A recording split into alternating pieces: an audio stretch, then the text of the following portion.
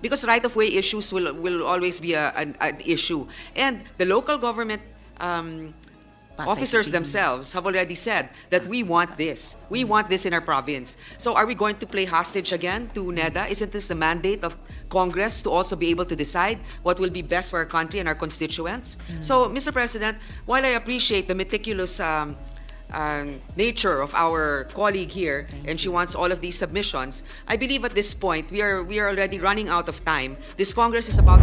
Because, for example, the study might inform us na baka pwedeng sa dagdag na create fiscal at non-fiscal incentives na lang ng mga Bulacan at Central Luzon investors direktang ilagay ang pera. Or the study might say that the Bulacan Echozone plan really makes sense. Or it might say, sa DOF study lang that it is not prudent.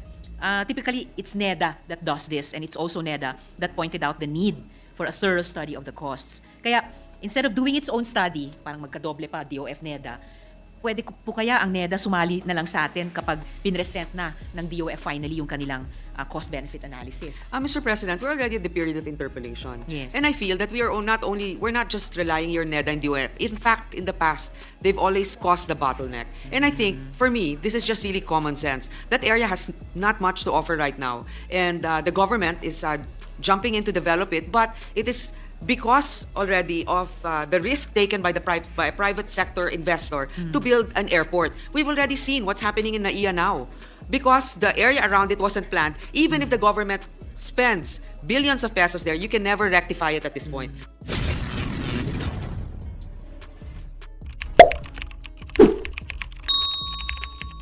So move, Mr. President. Hearing no objection, resumption of period of interpellation is now in order. Senators Po and Hontiveros are hereby recognized.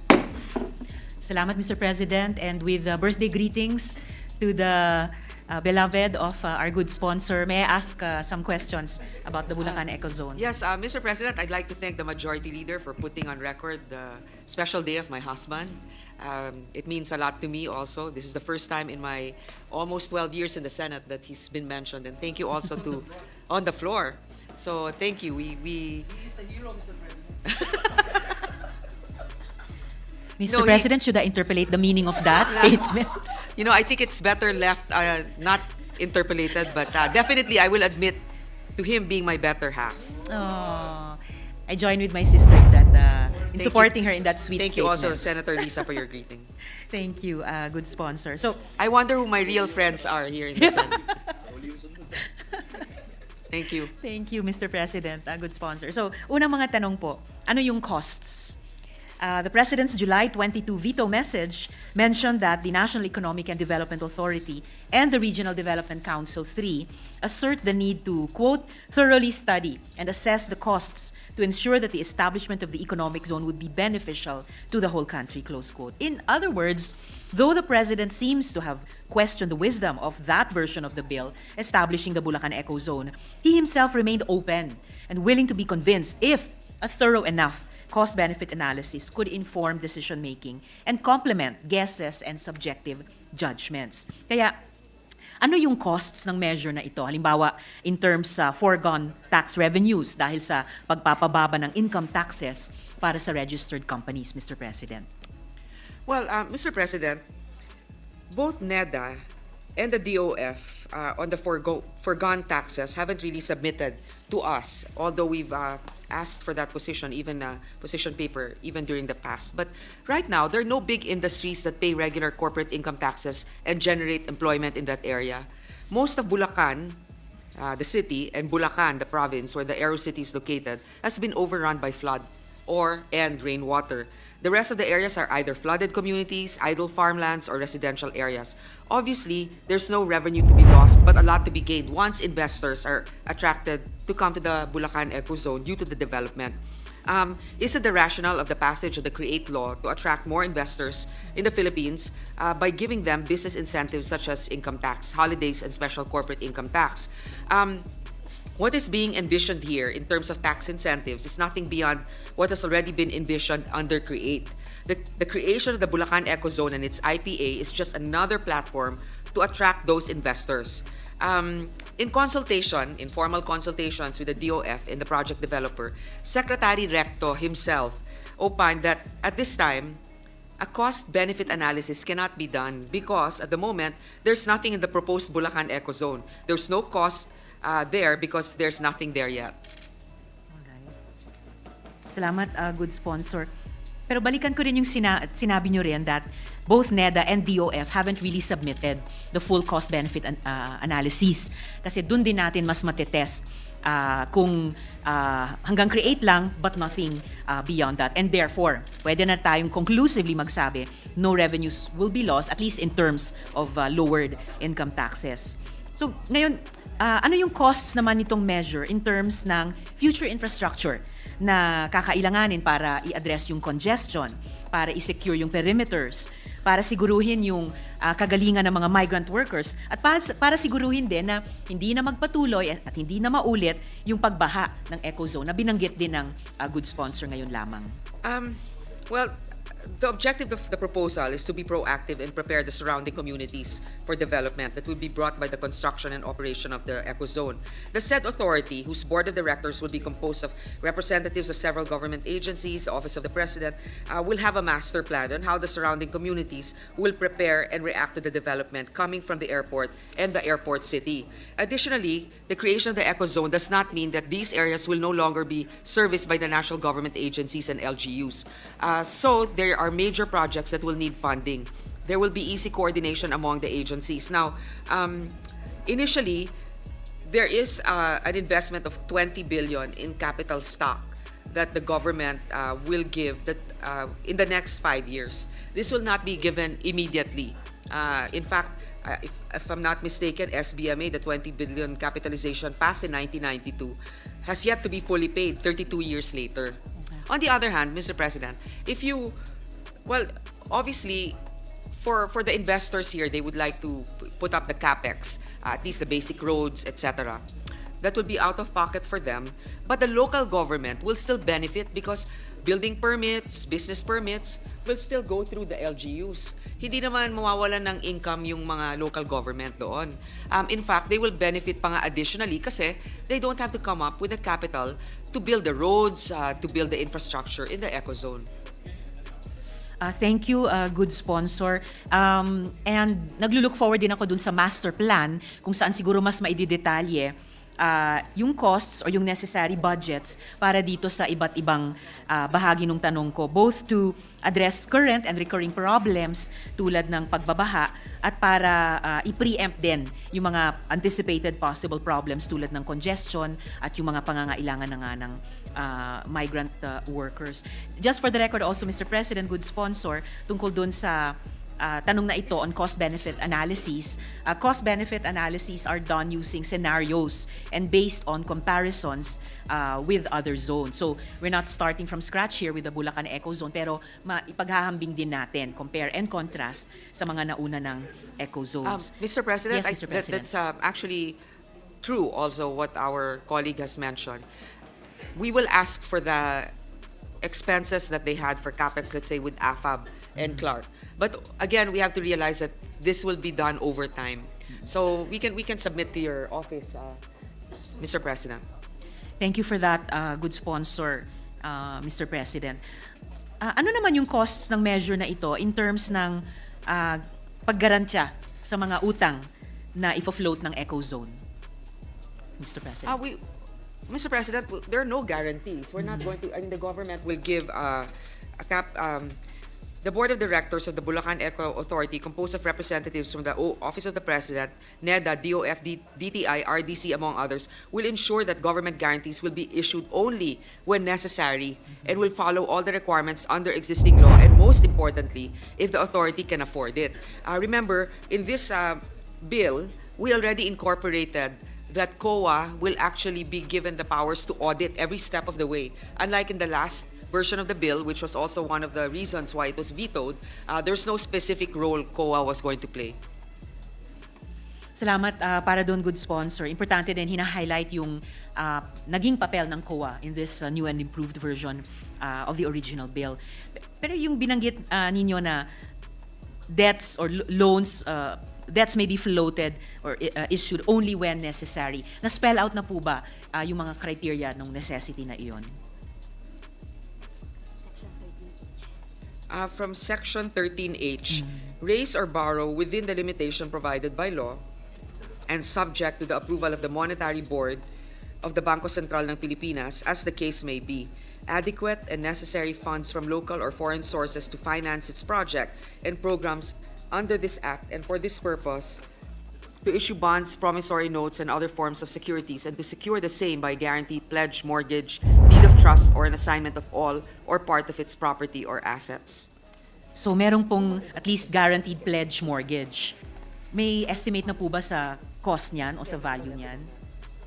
Kasi sa kaso po halimbawa ng Maharlika Fund, isang GOCC, sinabi po natin nung ipinasa natin yung batas tungkol dyan na hindi magkakaroon ng mga guarantee. So usually pag GOCC, magkakaroon ng guarantees. And kababanggit lang nga na mayroong guarantee pledge mortgage. So what is the cost of that, good sponsor? Well, we don't really know yet the cost unless something is actually tangible and the guarantee is already issued. On the other hand, we can supply the office of our colleague a copy of what the laws are which pertains to government guarantees.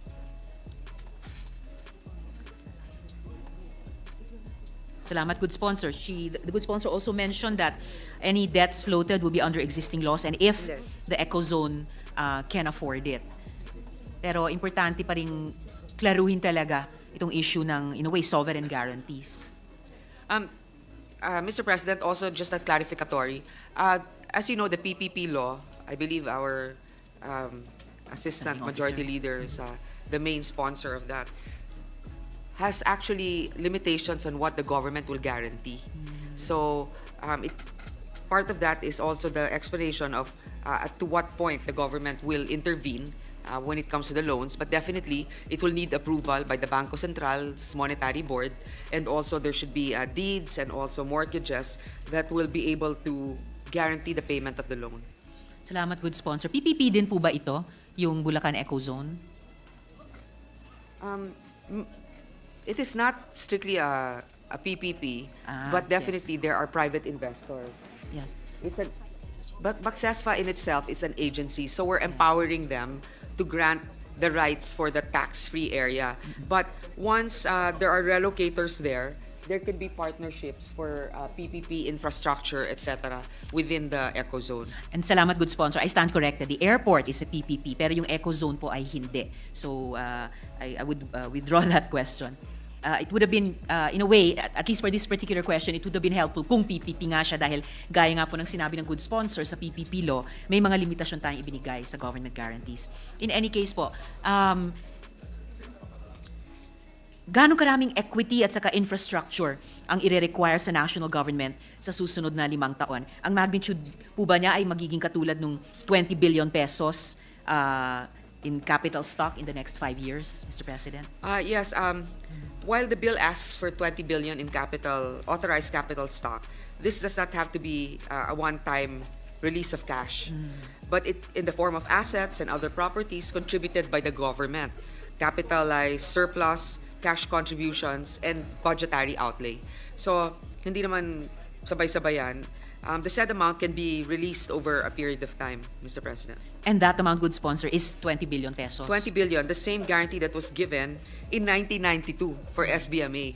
Ito na nga, ilang years na, no? Inflation na, hindi pa rin tumaas. Oo. At hindi pa rin bayad yung sa SBMA. Okay, salamat, good sponsor. Yung Echozone po ba magbabayad para sa sarili niyang personnel at sarili niyang operations costs para sa ilang employees? At yun ba mas marami kaysa sa Subic o Clark? Magkano din ba ang gastos nung dalawang iyon sa staffing at contractual personnel at service providers para sa mga operasyon nila? Yes, it will. The Bulacan Echozone authorities envision to be self-sustaining, like the other existing ecozones, such as Subic, Clark, and Bataan.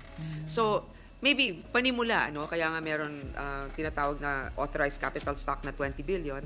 Panimula lamang yon. Tapos syempre, pag may mga nagre-relocate, may mga binabayaran ng mga fees, makakayanan na. And I have no doubt that this will be the case kasi the major investment there is really the airport in itself. And Echozone or not, actually, that will attract businesses in that area, but even more so with an economic zone. I see. Mga ilang empleyado kaya magkakaroon? Is there an estimate or a projection? Actually, alam mo, Mr. President, for sure in the thousands, just by the area, which is 55,000 hectares. So, yun na.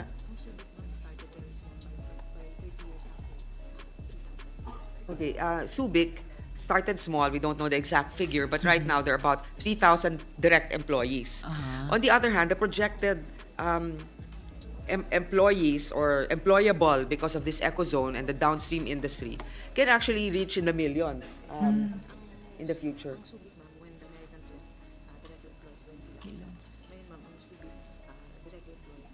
Millions, good sponsor? Kasi parang ang laking geometric progression from 3,000 sa Subic. 300,000. So, 3 decimal places to the millions. Yeah, because kung iisipin kasi ninyo, no, maglalagay doon, tapos kunyari may hotel, yung nagtatrabaho sa hotel, yung supplier doon ng mga goods, yung pati yung mga tindahan ng mga naroroon, napakabilis po. Plus yung nagtatrabaho rin sa airport, lahat yan is within the economic zone. Yung Clark po, ilan ang direct employees? Kung 3,000 sa Subic. For Clark, there are 563 plantilla positions. Alright. So, sa Clark, nasa magnitude ng hundreds ang employees, sa Subic nasa thousands. Pero ganun pa rin ang projection ng good sponsor, Mr. President, na posibleng umabot ang employees in the millions dito sa Bulacan we're talking Echozone. Baka about kasama na po yung locators doon. Kasama na yung locators doon. Okay, Pero, okay. syempre, di ba, lahat yan may plus-plus. Suppliers sa locators, pati na rin yung mga nasa paligid ng mga lugar. So, I'll just say, maybe not directly employed. Maybe I should correct myself. And those who will directly benefit and indirectly benefit. Okay. Pero siguro, moving forward, Mr. President, good sponsor, useful din malaman ilang direct employees magkakaroon ang Echozone. Also because, just for the record, good sponsor, ang Subic at ang Bulacan are, in terms of area, more or less the same size. So good comparison po ito, kahit itanong yung ibang mga factors tulad ng employment, kaysa sa yung AFAB halimbawa. So mas comparable area-wise, size-wise ang Subic at ito namang Bulacan Echozone. So again, and moving forward, useful din siguro malaman magkano yung magiging gastos o magkano yung gastos ng Subic in particular dahil comparable nga dito sa Bulacan Echozone sa staffing niya at pati na rin sa contractual services and personnel para sa operations nila. Mr. President, we will submit that the response to that if we have it. But definitely, I think Subic is big at 65,000 hectares, but most of them are environmentally protected. Mga gubat bundok na hindi pwede talagang i-develop. Dito sa Bulacan, 55,000, but, well, of course, subject to DNR approval, no? Pero unlike, may protected areas talaga doon sa Subic. Okay. Salamat, Mr. President. And so these are just the costs, Madam Sponsor. I think we also need to have good estimates of the benefits. Kaya nga, nagsimula ako magtanong ng cost-benefit analysis na iniintay pa natin mula sa NED at saka sa DOF. Estimate ng benefits din, good estimates of the benefits, based, for example, on the performance of, yun na nga po, our other eco-zones, Subic, Clark, na pareho rin may ports at saka airports. Ngayon, balikan ko yung cost-benefit analysis. During the recent committee hearings, the DOF informed the chair that they have done a cost-benefit analysis and it was then nearly finished. I think we should wait for that analysis, Mr. President, good sponsor. Dahil nga, in the realm of the possible, baka hindi sulit na Echozone ang gastusan. You didn't mention this DOF study in your replies to the minority leaders' March 5 interpellations. So I'm assuming that DOF probably hasn't submitted it yet. And I would certainly like to go through that cost-benefit analysis before I conclude my interpellation. So, and even if we don't reopen committee hearings again, though, of course, in the realm of the possible, that would always be an option, I would like to request a presentation and a study caucus. Kasama po sana kayo, Madam Sponsor, at ang authors natin na sina Majo at SP at yung iba pang committee members. Because, for example, the study might inform us na baka pwedeng sa dagdag na create fiscal at non-fiscal incentives na lang ng mga Bulacan at Central Luzon investors direktang ilagay ang pera. Or the study might say that the Bulacan Echozone plan really makes sense. Or it might say, sa DOF study lang that it is not prudent. Typically, it's NEDA that does this, and it's also NEDA that pointed out the need for a thorough study of the costs. Kaya, instead of doing its own study, parang magkadoble pa, DOF NEDA, pwede po kaya ang NEDA sumali na lang sa atin kapag pinresent na ng DOF finally yung kanilang cost-benefit analysis. Mr. President, we're already at the period of interpellation. Yes. And I feel that we're not just relying on NEDA and DOF. In fact, in the past, they've always caused the bottleneck. And I think, for me, this is just really common sense. That area has not much to offer right now. And the government is jumping in to develop it, but it is because already of the risk taken by by a private sector investor to build an airport. We've already seen what's happening in NAIA now. Because the area around it wasn't planned, even if the government spends billions of pesos there, you can never rectify it at this point. Because right-of-way issues will always be an issue. And the local government officers themselves have already said that we want this. We want this in our province. So are we going to play hostage again to NEDA? Isn't this the mandate of Congress to also be able to decide what will be best for our country and our constituents? So, Mr. President, while I appreciate the meticulous nature of our colleague here, and she wants all of these submissions, I believe at this point we are already running out of time. This Congress is about to end, and I will stand firm on my belief that there's been enough studies here and abroad and examples that have proven that ecozones at least provide employment. I've already in my speech given an example of the Shannon zone Echozone. in Ireland. We have the Incheon airport in Korea. We keep complaining that Vietnam is overtaking us because they act so quickly. And we have all of these bottlenecks, again, ironically, from the agency that is supposed to harness and to provide economic development. So if you would like to meet with them, please feel free. We will submit to you what we have. Thank you, good sponsor. And I share the good sponsor's impatience, but more than her Not impatience, impatience. also the need. It's more like my stand, my strong Yes. stand with regards to this matter. Yes. I meant, Mr. President, impatience with those agencies on whom we are relying to timely submit these important cost-benefit analyses. And maybe the Senate Economic Policy Office could also weigh in on when, hopefully before we conclude interpellations, NEDA and DOF can finally submit those cost-benefit analyses for Mr. the President, probable value they could add. If to I our may also add, discussions. in 2016, after the last administration, there was already a proposal to rehabilitate the Ninoy Aquino International Airport. 2017, they did submit an unsolicited proposal with all the different companies, the biggest companies in the Philippines, joining in together called the consortium. Inupuan ng ewan ko, NEDA, whatever. It took forever. Finally, 2017 yun Yes. no decision. 2019, tapos 2020 nagka-COVID. Can you imagine if we allowed them, even in 2019, during the COVID, when there was not much activity of travel, Yes. NAIA would have been rehabilitated. Ngayon, kung sasabihan, pero mabuti naghintay tayo kasi tinan mo ngayon, 86% ng profit ibibigay sa gobyerno.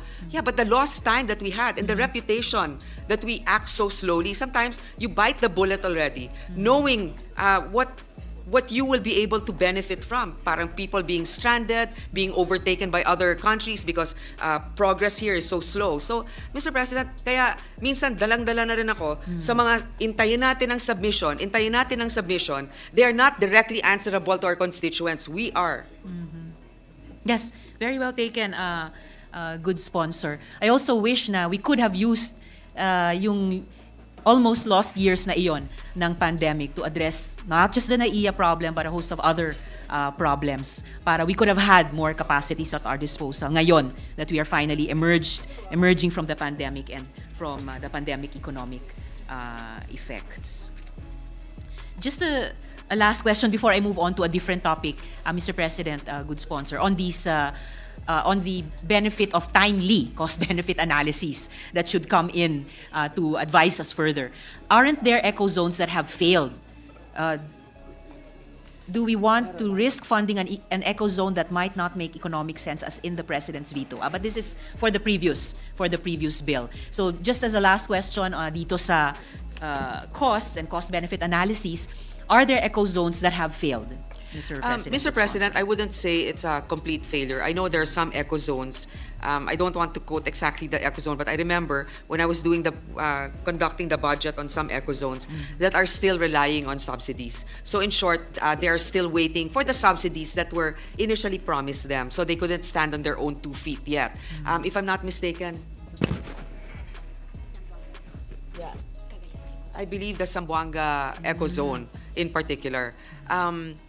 And Cagayan also. But let's remember also that these two zones, although spur economic growth in that area, is also far from Metro Manila and the National Capital Region. So it's understandable that the gestation period for the realization of the full potential is a little longer. And it's also good, I think, good sponsor, Mr. President, to learn our lessons, not just from the success stories, but also the not outright failures or the delayed or the slower burning eco zones, and which I think was also the value, although the value of the lessons we've tried to learn from the President's veto and the grounds for these, which were interpellated by the good minority leader. So, good sponsor, moving on to a different topic, kung ano yung impact sa Clark. So one of the reasons for the presidential veto of the bill, the first bill, was the Echozone's proximity to the Clark Economic Zone. So it was not a surprise that when the President vetoed the Bulacan Airport Special Economic Zone and Freeport Bill, the Clark Development Corporation, CDC, responded positively, stating that, quote, the decision was a significant boost to the development of the Clark Special Economic and Freeport Zone, close quote. So the CDC, which manages the Clark Zone, saw the veto as beneficial to their efforts in attracting investments, as the proposed Bulacan Eco Zone was less than 60 kilometers away from their location. So, ang ibig ba nilang sabihin noon at ang sinabi ba ng presidente noon ay yung Eco Zone ay redundancy dahil magsiserve siya ng eksaktong parehong layunin sa Region 3 ng Clark? Yes, initially that was part of the veto, Mr. President. On the other hand, now I think Clark has submitted its position paper that they are already supporting it because they believe that it will be complementary to the functions also of the economic zone of Clark. As mentioned also by our minority leader, one of the things that was asked, are they going to develop casinos or gambling places? No, it's not in the plan of the Bulacan Eco Zone, and in fact, it's explicit in their in the bill. On the other hand, also, Mr. President, di ba pag nagtatayuan nga ng mga mall, minsan nagkakadikit-dikit na. Pero kasi parang captive audience na. Kunyari, you're a company that relocates in the Philippines. You want the expertise of one area, but you don't want to put your eggs in one basket. You also have, but it's not exactly so far that it will be so impractical to maintain. So, meron namang ganun. Pwede ka magpatayo ng pabrika dito that will do semiconductors, pero dito naman, yung processing na para ma-export na agad, yung more on the finishing of the product. So, I think competition is actually good, and in this case, it will be complementary. Okay, salamat, good sponsor. And bago sinubmit ng CDC yung kanilang position paper, ang committee ba nag-solicit ng mga komento mula din sa BCDA at sa CDC rin?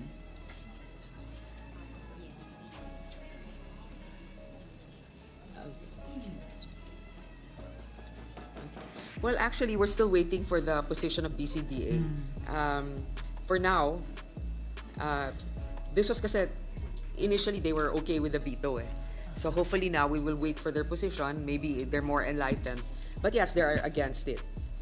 They submitted the position paper that deemed the Bulacan Eco Zone as creating unnecessary competition to the government's policy developing viable special economic zones, which is ironic kasi mas malayo pa nga yung BCDA. I mean, yung mas malayo pa nga mas malayo pa yung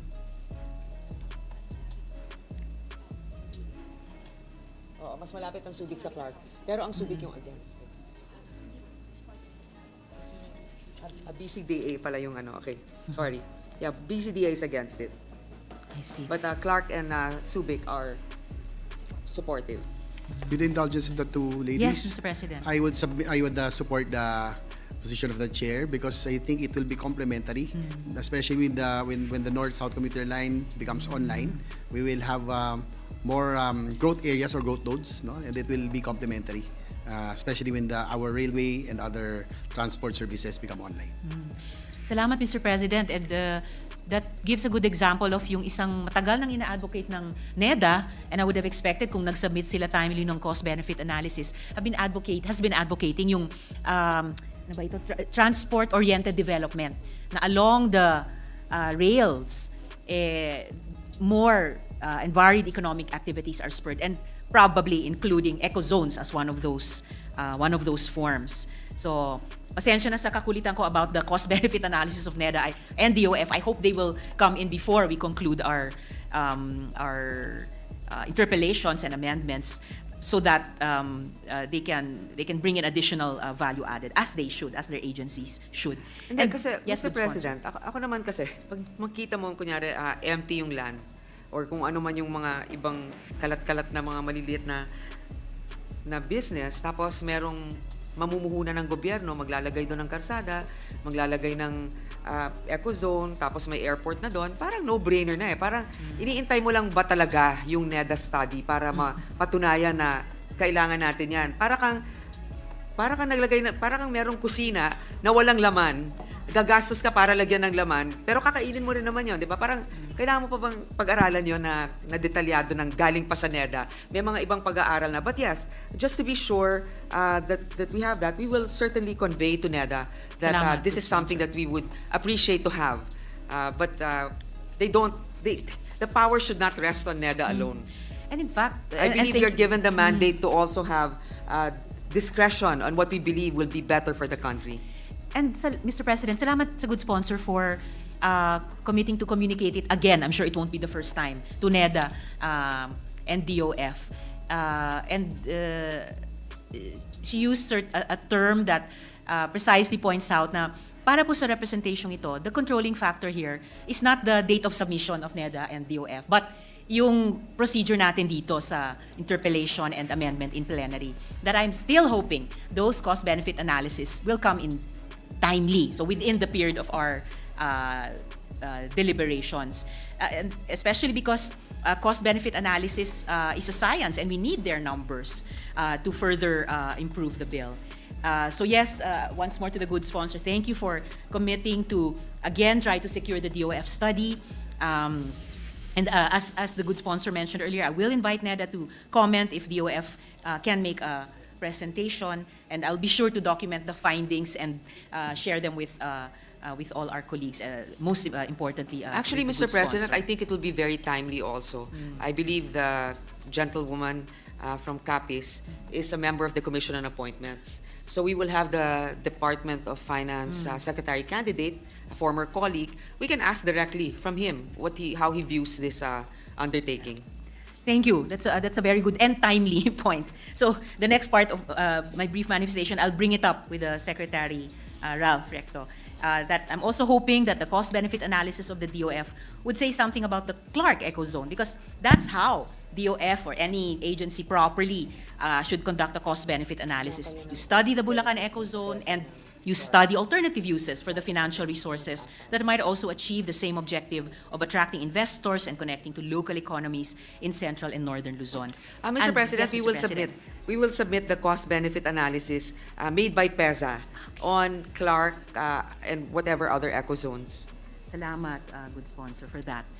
And then, speaking of something that the presiding officer just mentioned, because there is already a rail connection to Metro Manila and even from southern Luzon to Clark, good sponsor, and because prospective locators in Clark, like everywhere else, complain of high electricity costs, it might be a good idea to also request the DOF team to also do a cost-benefit analysis for an alternative scenario, parallel to, on the side of, not as the controlling factor, but parallel to our plenary deliberations.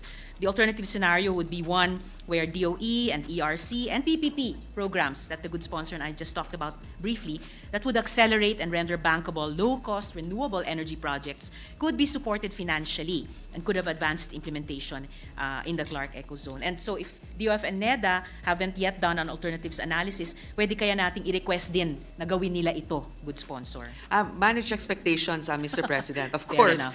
ako, actually, mas napipikon ako talaga pagka naiisip ko yung mga submissions nila eh. Kasi talagang doon nagbabara lahat ng maraming mga ibang proyekto na leaves us so frustrated. Anyway, okay, yes, we will ask. Salamat, good sponsor. Moving now to LGU, board representation. During the committee hearing, Bulacan LGUs asked for extra representation in the board. Hindi kaya tinitignan ito ng chair, itong appeal na reasonable, considering na yung mga local ordinances ay ma-overwrite ng issuances ng Echozone via yung provision sa Section 25 na nagsasabi, quote, in case of conflict among the BACSESPA and the LGUs on matters directly and inextricably affecting the Bulacan Echozone, other than taxation, national defense, and security matters, the decision of the BACSESPA shall prevail. And then there's also this other provision saying that, quote, BACSESPA shall establish under it a land use, planning, and development office or unit to craft, revise, and implement the framework. Local, regional, and national plans for the uses and development of the areas covered by the Bulacan Echozone shall be consistent with the framework established by the BACSESPA. So, hindi kaya reasonable yung magkaroon daw sila ng extra representation sa board, yung mga Bulacan LGUs, Mr. President, good sponsor. A governing body with too many members can become unwieldy, Mr. President. Difficult to convene due to its many members. The representatives from the various national agencies and the LGU should be enough kasi they cannot naman unilaterally decide.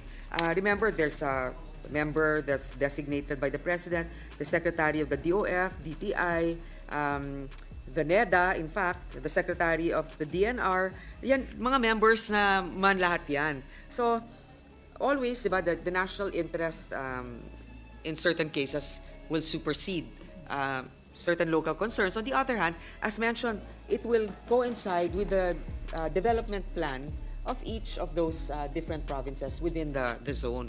That's the guarantee. I mean, if ever it doesn't really coincide, there has to be a reason that's of national interest that would be able to supersede that. Well, Mr. President, sang-ayon naman ako sa good sponsor na kung masyado namang malaki ang isang governing body, pwede ngang maging unwieldy. Pero din, ang isang right-sized na governing body na maaring kulang o pwede pa sanang dagdagan ng kahit kaunti ang representation ng quite a numerous number of stakeholders, parang could be improved in terms of representation. Kasi marami-rami pong Bulacan LGUs would be represented by one LGU representative in the governing body. Well, Mr. President, yung Subic, Cagayan, Bataan, ganun din ang representation. So, equality in the law. But on the other hand, okay, this is a special, let's say, it's a special arrangement, special zone. I would appreciate it if in the end, during the period of amendment, our colleague can propose something that perhaps to add an additional member from the local government. I will do that, good Yes. sponsor, at the proper time. Salamat para doon. The committee report also says that the board may sell up to 40% of the capital stock of the BACSESPA to the general public under such policy as the board and the Secretary of Finance may determine. Bakit po may ganito tayong provision, Mr. President? Actually, it's also because we encourage ownership by the private sector, by common investors. As long as, of course, everything within the transaction is transparent and above board, no? It's also important kasi usually when there's stockholders, there's more transparency because you have to report to the board, you have to present an internal audit, etc. So for me, I think it's better than being just controlled by a few or by just one corporation. Well, speaking of that, Mr. President, posible bang mangyari na a single corporate entity ay pwedeng magmay-ari ng 40% ng capital stock ng Echozone? Tapos, mangyayari ba na yung may-ari na yon ay magiging entitled sa board representation? In theory, it can happen. As pointed out, any sale of stock to the public is subject to policy that the board and the Secretary of Finance will determine. As to board representation, the last paragraph 10 states that the sale of shares to the public shall in no manner alter the composition of the BACESPA board. Because also the government has an investment here, remember, the 20 billion initially. So the proposal does not provide for board representation based on ownership. So being a GOCC, the board composition is based on effective administration and regulation. Thus, the law specifically draws from various NGAs, LGUs, and 3 private sector reps.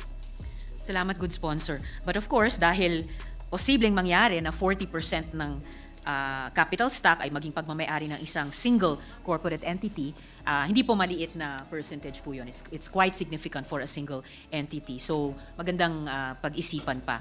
Pero napakahirap kasi nila to manipulate to get the entire, allotment for public offerings. But okay, I mean, if there's control, 40% is still not a controlling stock. So, Opo. Napakahirap pero yun na nga, posible. Kaya magandang, isang importante pala isipan din. Now, may provision po tayo sa okay, dako na po ako sa ibang paksa, good sponsor. Yung DENR and OP powers transferred to the Echozone Authority. May provision po tayo. Any provision of existing laws, ordinances, executive orders, rules, or regulations to the contrary notwithstanding, lands located in Barangay San Nicolas in the municipality of Bulacan, in Barangay Ubihan and Barangay Liputan in the city of Maykawayan, in Barangay Abangan Norte, Barangay Abangan Sur, and Barangay Nagbalon in the municipality of Marilao, and in Barangay Salambao, Barangay Binuangan, Barangay Tawiran, Barangay Paco, Barangay Lawa, Barangay San Pascual, Barangay Paliwas, Barangay Pag-asa, Poblasyon, Barangay Katanghalan, Barangay Panghulo, in the municipality of Obando, are hereby declared as alienable and disposable, and may be used for industrial, commercial, or other lawful uses. Good sponsor, honestly, this sounds like a very sweeping and possibly even dangerous authority, which directly contravenes the committee report's own provision that the DENR shall have full jurisdiction over the Echozone. Hindi kaya dapat subject sa regulatory determinations ito ng DENR at ibang mga ahensya?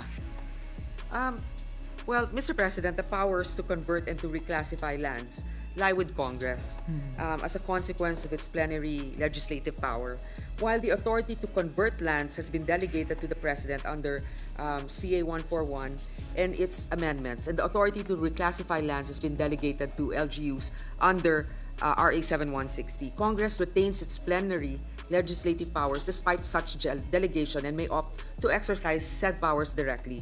According to the DNR, NAMRIA, there are 4 protected areas within Bulacan, namely Angat Watershed Water District, Biak na Bato, Pantabangan Karanglan, and Angat Watershed and Forest Reserve.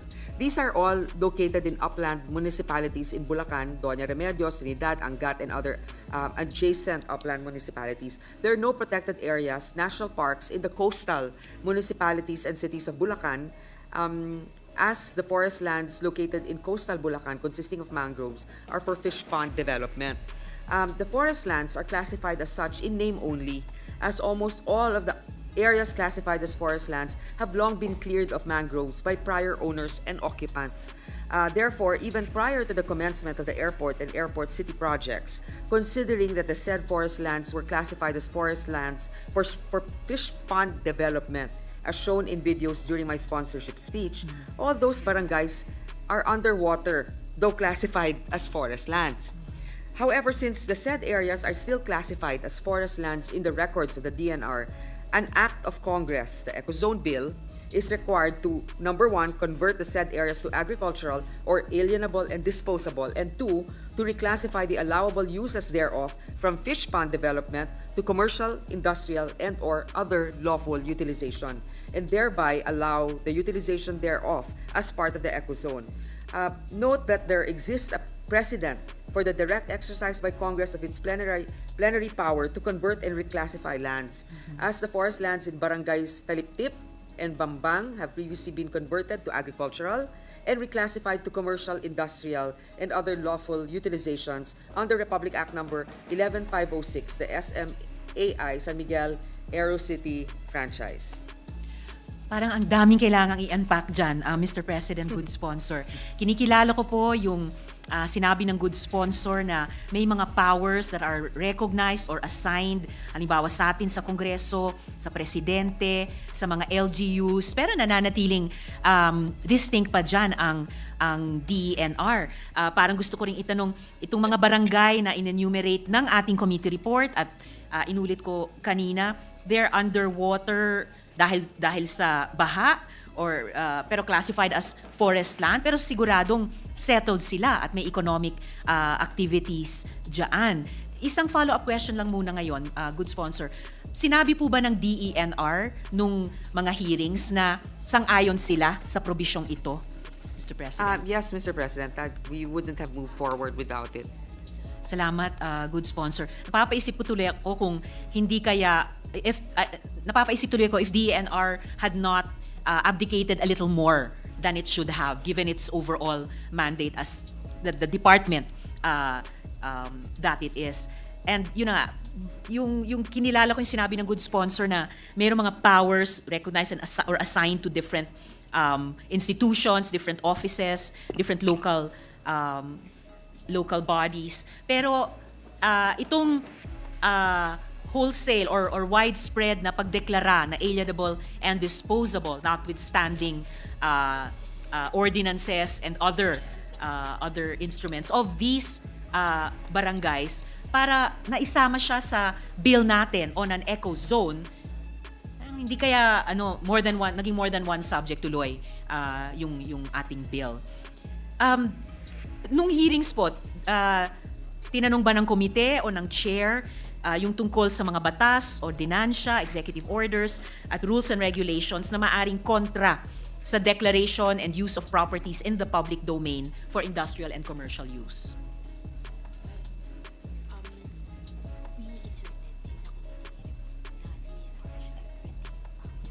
Well, Mr. President, actually, this is one of the ways we also were able to address the veto. We provided that the DNR shall continue to have primary authority and responsibility on environment protection.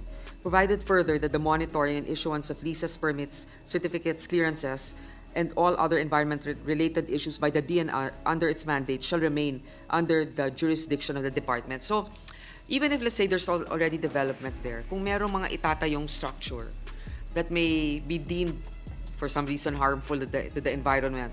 Kunyari, I don't know, the processing of certain biohazards that might not be good for the land. Of course, the DNR will still have the mandate to disapprove their application. Nababalik tuloy ako, good sponsor, dun sa sinabi ko kanina na parang itong mahabang provision na binasa ko kanina of all those barangays in different municipalities and cities, sabi nga ng good sponsor, classified as forest land, parang directly contravening yung provision naman ng committee report natin na DENR retains primary authority. Kasi kung forest land, so yung primary authority ng DENR sa mga environmental na mga usapin, hindi by common sense, hindi ba dapat siya pa rin yung nangingibabaw?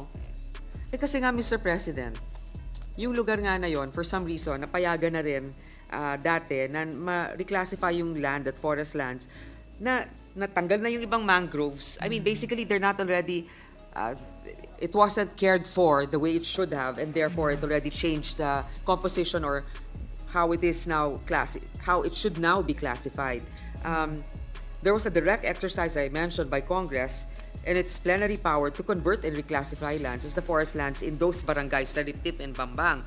Now, whether or not that's correct, that's still within the mandate of Congress to do. So, that original ruling should have been questioned. Salamat, good sponsor. Pag-iisipan ko pa yan lalo, and baka itanong din sa DENR. Kasi nga, minsan, we bite off more than we can chew.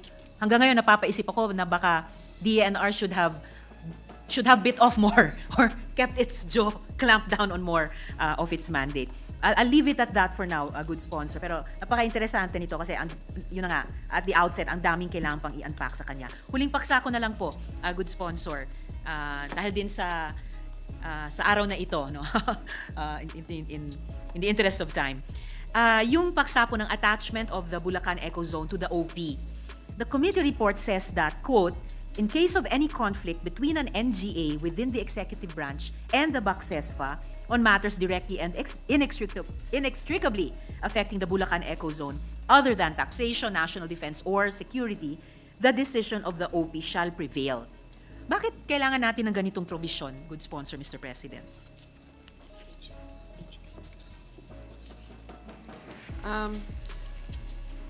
The provision is meant to resolve conflict, Mr. President. The Office of the President, being the lead and the executive department, will be tasked to resolve the said conflict. The Bulacan Echozone authorities is impliedly under the direct control and supervision of the OP. The same as other ecozones like the Authority Freeport of Bataan and BCDA, which are also all under the direct control and supervision of the OP. In actual practice, the OP mediates, resolves conflicts between SBMA and other NGAs. So of course, this does not preclude the LGUs and national government agencies options to raise their concern to the proper authorities or to file a case in court. Doon po ba sa laws governing the other ecozones, may ganito ring katulad na provision? Yes, Mr. President. Actually, SUBIC has that, AFAB, as well as CESA. Alright, salamat, good sponsor. Just for the record, we fully expect that the position of national government agencies will be lawful rather than based on whim or caprice. Does the good sponsor agree with this representation on that? Well, Mr. President, admittedly, this is something that's very complicated to put together because you are dealing with not only several government agencies, but also trying to maintain the autonomy of the local government. And so we are trying to balance that by having the proper representation in the board and also to make sure that the government's guarantees are not abused. And then we also have the participation now of COA to inspect and also to scrutinize the budget and expenses of this ecozone. So, as humanly possible, within our committee, we try to put all of these safeguards. On the other hand, this committee will also appreciate any contributions from our hardworking colleague from CAPIS because we know that you're also very meticulous and there might be something that we missed, and we will appreciate anything that will be, in the long run, beneficial for the good of the public. Salamat, good sponsor. So dahil nga inaasahan naman natin na magiging lawful yung position ng mga national government agencies sa iba't ibang issue sa loob ng governing board ng Bulacan Echozone, bakit yung discretion ng OP sa halip na yung interpretasyon ng isang ahensya ng batas kaugnay ng mandato niya? Bakit yung discretion ng OP ang mangingibabaw? Hindi ba kung halimbawa sa principle of subsidiarity, hayaan ng OP na mag-operate yung decision-making at pati conflict resolution processes sa loob ng board, kahit sa pagitan ng isang NGA at saka yung BACSESFA.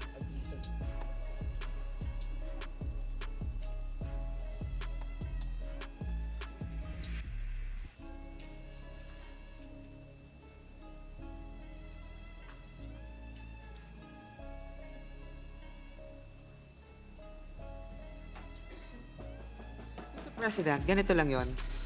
The OP itself cannot outvote the majority of the BACSESFA board. So it's only when there is a conflict, like equal number within the board, that is disagreeing.